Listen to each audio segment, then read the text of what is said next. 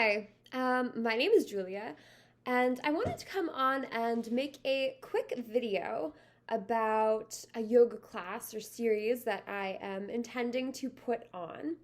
So, I was trained in a practice called Tantric yoga, and I know that some people may have a notion or idea of what Tantra is, but I just wanted to offer a little bit of clarity around what this type of yoga would actually entail for those of you who may be interested to join or want to know a little bit more. So, when I did my yoga teacher training, it was actually a 3 hour series that I had learned, and it was a Tridosha series. So, for anyone who's interested in like Ayurveda, I feel like I didn't say that right, but for anyone who is interested, they know about the different doshas. And it was really just about balancing the whole body. And because of the way that this series ran through, it allowed you to, like, first there was the more active series, and then there was the more, like, laying down, relaxing, calming your body, and then you were working on, like, your front, relaxing, calming your body. So you do, like, the front of your body, and then you would do your back body, like, working on your spine. And by the end of the series, it was just like this complete relaxation, like blissful feeling, like third eye was so energized, just like a very meditative state by the end of the series.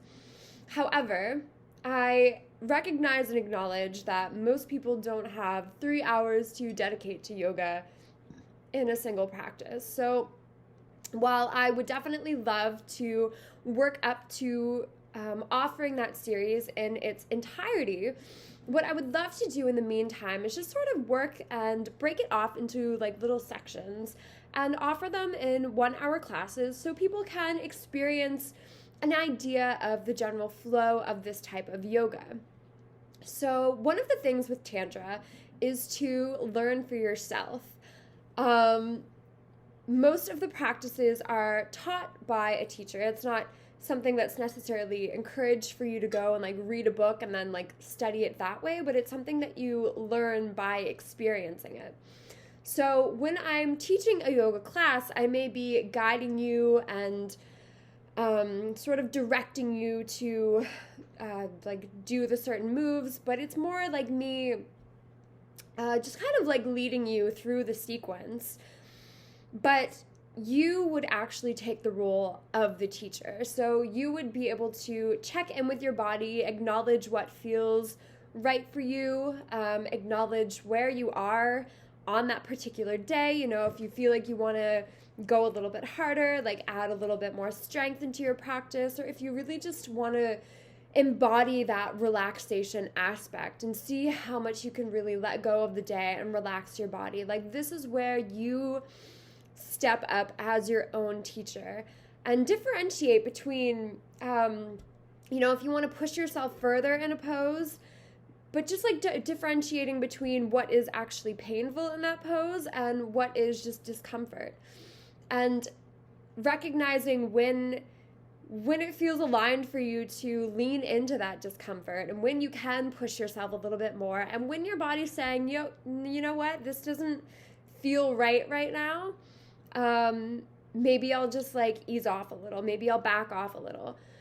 And especially where I'll be teaching this class online, it's even more important for you as the practitioner to also step up and be that like command center for yourself. Use your own will, use your own like self-directed force to just check in with yourself and acknowledge, like, is this what I need right now? Am I hurting myself by doing this? Or is it okay for me to just like lean into this a little bit more, use my breath to direct the flow and see what my body is trying to communicate with me in this moment? Alignment is another really big aspect of this practice because, again, when you're just at home doing these different like asanas by yourself, it's sometimes harder to check in with your own alignment, making sure that your knees are over top of your ankle and just like all of the different aspects that come into play when you are trying to align your entire body. And sometimes based on like our posture, the way that our bodies were just like have grown and have been built. That's something that feels aligned for us in one moment may not actually be aligned overall. But it's just a matter of checking in with the body, even like asking the body sometimes, like, what is it that I'm needing right now? Does this feel aligned? And playing around. So, say if we're in like downward dog and maybe it just like feels better for you to like bend your knees a little bit. Maybe you want to lean into that and just try getting your ankles, your heels rather, like down on the floor. Maybe you want like a wider stance, or maybe you want to bring your feet closer to like hip distance apart. And the main message is that your body is going to know, and there is no right and there is no wrong unless you're experiencing that pain factor that we talked about earlier. Your body knows what it needs, and putting that trust in yourself as a guidance system for yourself, as a teacher for yourself, you are going to experience much more growth in your own practice. The breath, again, is another like large aspect of this practice. So because it is more of a meditation with movement, it definitely asks you to just check in with your breath, align your breath with the movements that you're doing. When you inhale, it's usually more of like an upward, like active movement, and exhaling with your like downward, just relaxing and letting go. And making all of your actions and movements be with intention, with the breath as well. And this is such a beautiful idea, I find, because it's something that you can translate into your everyday life. You can translate it into like everything that you do, just doing it with intention, doing it with purpose, and really checking in with, how am I doing this? Am I giving it my full energy? Is this am I giving this my full life and awareness right now? And the more that you can do that with your different asanas, the more you will be able to check in and notice when something is a little bit painful, or when it is just discomforting or like feels uncomfortable, and how you can just breathe into that.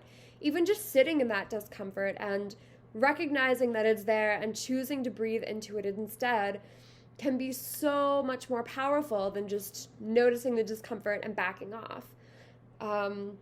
We are comfort-seeking beings. We love to feel safe. We love to feel comfortable. But that growth that helps us feel so alive and like the humans that we came here to be, that is what is found within the discomfort. So leaning in and pushing in and acknowledging and just challenging yourself to breathe in a little bit more than you normally would, or stretch a little bit further than you normally would, or just challenging yourself to relax a little bit more than you normally would, can be the profound difference in your practice.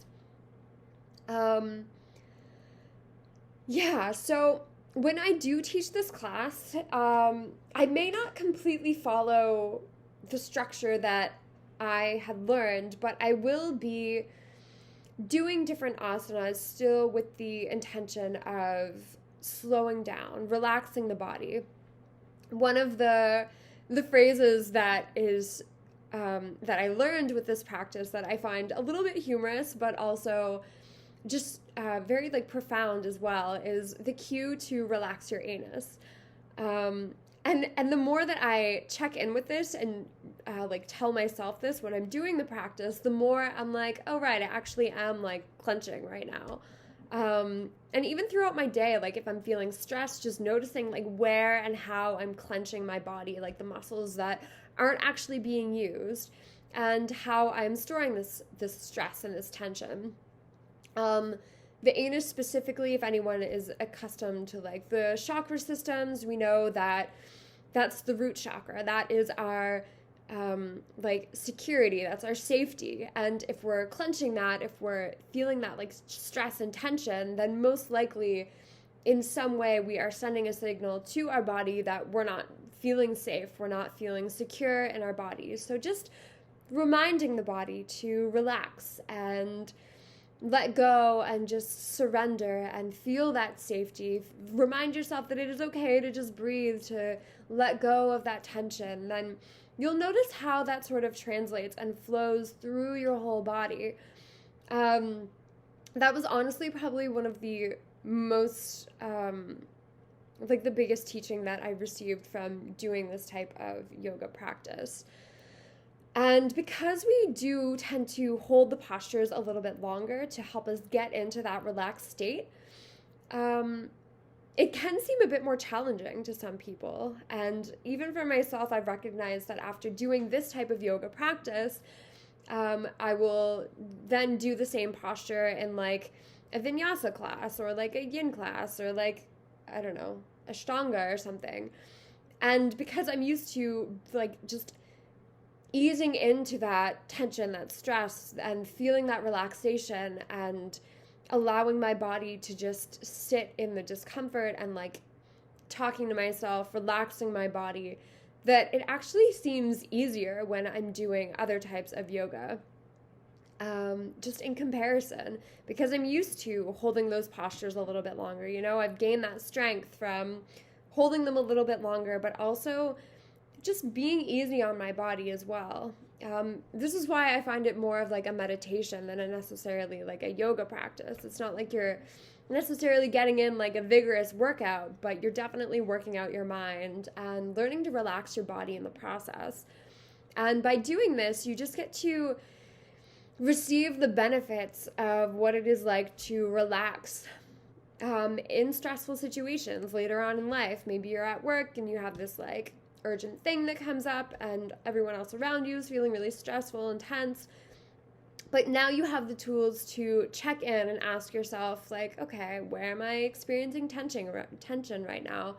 How can I relax my body further? How can I just breathe into this situation, this energy, this experience, and just really surrender and accept that this is what is, but maybe I can just go with my breath, go with the flow. Yeah, and just connecting with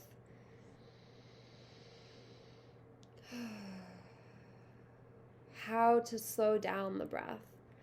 Noticing when you are breathing quickly, when you are finding more calmness and peace. I definitely have a tendency towards like moving quickly, speaking quickly sometimes. And so I really just love the idea of doing this practice regularly because it's an important reminder for me to slow down, to check in, to be like, hey, just be you. Everything is great. Everything is on par with where it should be. And there's nowhere that you need to be right now. There's no one that you need to be right now. You just are enough as you are. And I think that's such a beautiful message. And I love this opportunity that I have to teach this message to other people. So if you are interested in any way, shape, or form in experiencing this practice, this philosophy, again, it won't be the full like 3-hour sequence. And I may like add a little bit of variance based on what I feel the energy is calling for that day, what my body is calling for that day, what I feel like the energy of the room is calling for that day. Yeah, and I would just love to make some magic with whoever else wants to come and experience this practice. So if you have any other questions, please send them along. I am happy to answer anything. Yeah, and just let me know if you want to sign up. I'll add a link down here just to the event page so you can sign up, and it will just say the different times that I am offering this class and the length and like what days of the week and whatever. Cool. So that is the video. Thank you for your attention, and thank you for just being present and for loving yourself and taking this opportunity to grow and expand. I think it is so beautiful to watch people in their own transformations and how they are growing and just enriching their lives and the lives of others by working on themselves. So thank you for that. Thank you for walking with me on my journey, and I look forward to seeing you in class soon. Namaste, beauties.